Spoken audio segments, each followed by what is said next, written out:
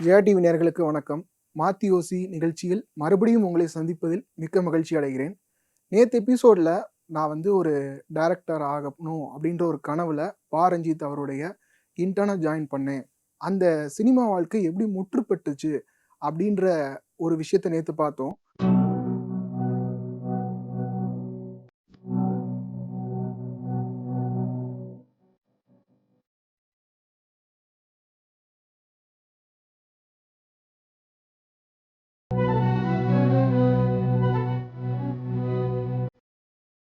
எப்படி முற்றுப்பட்டுச்சு அப்படின்னா, final year நான் வந்து லாஸ்ட் டே, அதாவது காலேஜ் முடிய போற ஒரு சமயம். ஆ எங்க அம்மாகிட்டருந்து எனக்கு வந்து ஒரு ஃபோன் வருது. எனக்கு வந்து உடம்பு முடியல. கடையில தான் இருக்காங்க. அவங்க வந்து என்னுடைய வளர்ச்சியில வந்து முக்கிய பங்கு அவங்களுக்கு குடுக்க சொல்லணும். என்னன்னா, காலையில 10 மணிக்கு போனாங்கன்னா, நைட்டு 10 மணிக்கு தான் அவங்களால வர முடியும். அ மளிகை கடை, மளிகை கடையில வந்து பாத்ரூம் போறதுக்கு கூட ஒரு வசதி இருக்காது. அப்படி இருக்கும்போது, அவங்க தான் எங்கள எல்லாரையுமே படிக்க வச்சாங்க. அவங்க எனக்கு வந்து கால் பண்றாங்க. கால் பண்ணிட்டு, "இந்த மாரி எனக்கு வந்து உடம்பு முடியல. நான் வந்து ஹாஸ்பிட்டல் போறேன்னு" சொன்னாங்க. ஹாஸ்பிட்டல் போயிட்டோனே நர்ஸ் கால் பண்ணாங்க. நர்ஸ் கால் பண்ணிட்டு, "உங்க அம்மாக்கு வந்து யூட்ரஸ் வந்து ரிமூவ் பண்ணணும். அதாவது அவங்க வந்து யூரின் வந்து சேர்த்து வச்சதுனால, அவங்களுக்கு வந்து இன்ஃபெக்ஷன் ஆயிருக்கு. அது போக யூட்ரஸ் வந்து ரிமூவ் பண்ணணும்" அப்படின்னு சொல்ட்டாங்க. இந்த வயசுல வந்து அது பண்ணி தான் ஆகணும் அப்படின்ட்டாங்க. எனக்கு வேற வழி தெரியல. ஏன்னா வீட்ல 4 பிள்ளைங்க.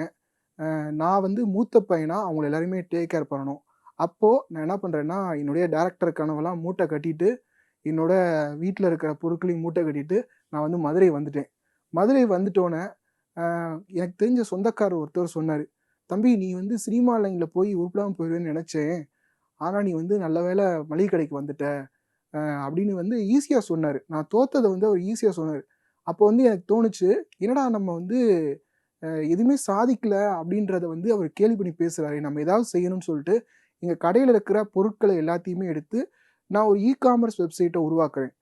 காமர்ஸ் வெப்சைட் உருவாக்கிட்டு, பணம் சம்பாரிக்கிறேன். நெறைய பணம் எனக்கு வந்து அதில கிடைக்குது.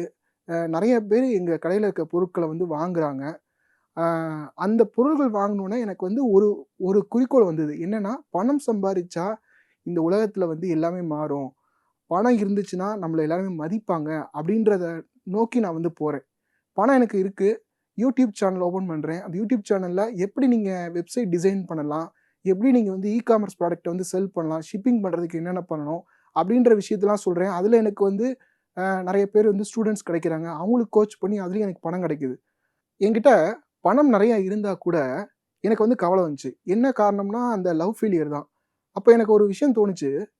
இந்த உலகத்துல வந்து எல்லாருக்குமே வந்து கவலைன்றது வரும். அதாவது என்ன பொசிஷன்ல இருந்தாலும், சில பேர் வந்து கார் வச்சிருக்கவன் வந்து, எனக்கு வந்து சொகுசு கார் வேணும்னு சொல்லுவான். சொகுசு கார் வச்சிருக்கவன் வந்து எனக்கு எனக்கு வந்து ஃப்ளைட் வேணும்னு சொல்லுவான். எனக்கு ஃப்ளைட் வச்சிருக்கவன் வந்து பிரைவேட் ஜெட் வேணும்.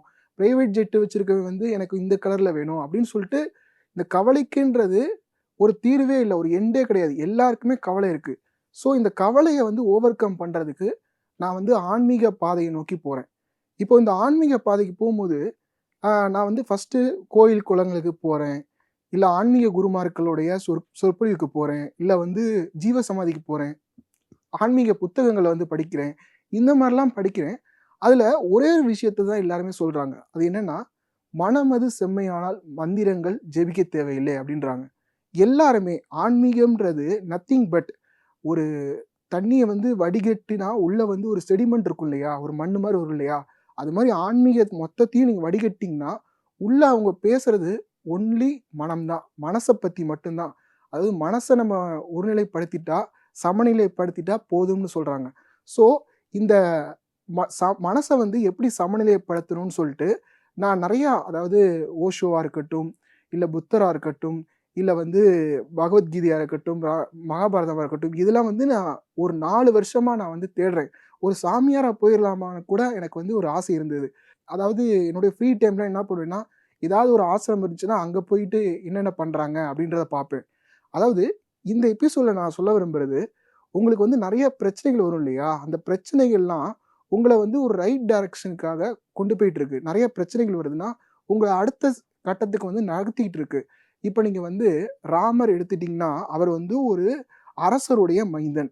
இல்ல வந்து ஒரு புத்தர் எடுத்துக்கிட்டீங்கன்னா, அவரு ஒரு அரசருடைய மைந்தன். கிருஷ்ணர் எடுத்துக்கிட்டீங்கன்னா, அவரு ஒரு அரசருடைய மைந்தன். அவங்க எல்லாருக்குமே பணம் இருந்திருக்கு. ஆனாலும் அவங்க எத நோக்கி போறாங்கன்னா, மனசுல வந்து அவங்களுக்கு இப்போ வந்து புத்தர் எடுத்துக்கிட்டீங்கன்னா, அவர் வந்து இறப்ப பார்க்குறாரு. இறப்ப பார்க்கும்போது அவருக்கு வந்து மனசுக்குள்ள வந்து வலி வருது. நம்ம வந்து ஏன் இப்படி இருக்கிறோம்? எதனால இறப்பு வருது? அப்படின்ற ஒரு தேடல் வருது. அதனால தான் அவர் வந்து ஆன்மீகத்த நோக்கி போறாரு. இப்போ உங்களுக்கு வந்து தினமும் ஒரு கவலை வருது, உங்களுக்கு வந்து ஒரு பிரச்சனை வருது அப்படின்னா, உங்களுக்கு ஆன்மீகம் முக்கியம்.